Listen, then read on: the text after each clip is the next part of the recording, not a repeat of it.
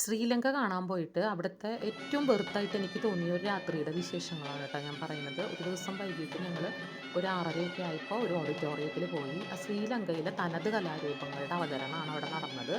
അത് ഒരു government sponsored പ്രോഗ്രാമാണ്. അവർക്ക് സ്ഥിരം സംവിധാനം ഉണ്ട് ഈ ഒരു പ്രോഗ്രാമുകൾ ഇങ്ങനെ അവതരിപ്പിക്കാനായിട്ട്.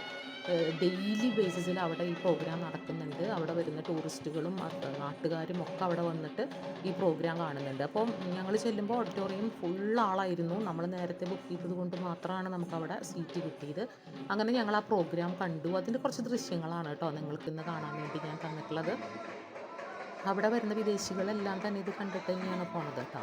അവരുടെ ഒരു തനതായ കലകളുടെ ഒരു നല്ല ആവിഷ്കാരം, അത് ഗവൺമെൻറ് തന്നെയാണ് നടത്തണത് എന്നുള്ളതാണ് അതിൻ്റെ ഒരു പ്രത്യേകത. ഇത് കണ്ടുകൊണ്ടിരുന്നപ്പോൾ ഞാൻ മനസ്സിൽ വിചാരിച്ചതേ, നമ്മുടെ നാട്ടിലെന്തോരം നല്ല നല്ല കലാരൂപങ്ങളുണ്ട്. ഇതിനൊരു സ്ഥിരം വേദി നമുക്കില്ല. നമ്മൾ ചില ആഘോഷങ്ങളുടെ ഭാഗമായിട്ടൊക്കെ നമ്മളിത് ചെയ്യുന്നുണ്ടെങ്കിലും സ്ഥിരമായിട്ട് അതിനൊരു വേദി നമുക്ക് ഒരുക്കാൻ കഴിഞ്ഞിട്ടില്ലല്ലോ. അപ്പോൾ നമുക്ക് അങ്ങനെ ഒരു വേദിയെക്കുറിച്ചിട്ട് ആലോചിക്കുന്നത് നന്നായിരിക്കും എന്നൊക്കെ ഞാൻ അവിടെ ഇരുന്നിട്ട് ആലോചിച്ചു.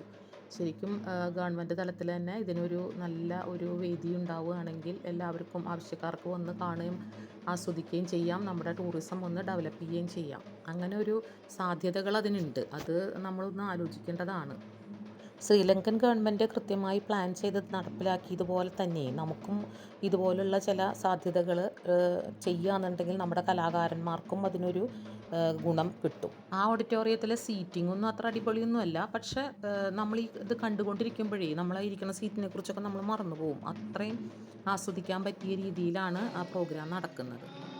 നമ്മുടെ പല നാടൻ കലാരൂപങ്ങളും അന്യം നിന്ന് പോയിക്കൊണ്ടിരിക്കുന്ന ഒരു കാലഘട്ടം ആയതുകൊണ്ട് തന്നെ ഇത് നമ്മുടെ കലാകാരന്മാർക്ക് വളരെയേറെ ഗുണം ചെയ്യുകയും ചെയ്യും. നമ്മുടെ കലാരൂപങ്ങളെ നമുക്ക് നിലനിർത്തുകയും ചെയ്യാം. അതുകൊണ്ട് തന്നെ എനിക്കിത് നല്ലൊരു ഇഷ്ടപ്പെട്ട പ്രോഗ്രാമായിട്ട് തോന്നി. നമുക്കും നമ്മുടെ നാട്ടിൽ ഇതുപോലെയൊക്കെ ആരെങ്കിലും മുൻകൈ എടുത്തിട്ട് ചെയ്യാൻ പറ്റുകയാണെങ്കിൽ, ഗവൺമെൻറ്റിൻ്റെ മേൽനോട്ടത്തിലുള്ള ഏതെങ്കിലും ഒരു തിയേറ്റർ അതിനായിട്ട് നീക്കി വെക്കാൻ കഴിയുമെങ്കിൽ തീർച്ചയായിട്ടും നമ്മുടെ കലകളെ നമുക്ക് നന്നായിട്ട് പരിപോഷിപ്പിക്കാനായിട്ട് പറ്റും. കലാകാരന്മാർക്ക് അതൊരു ഗുണമാണ്.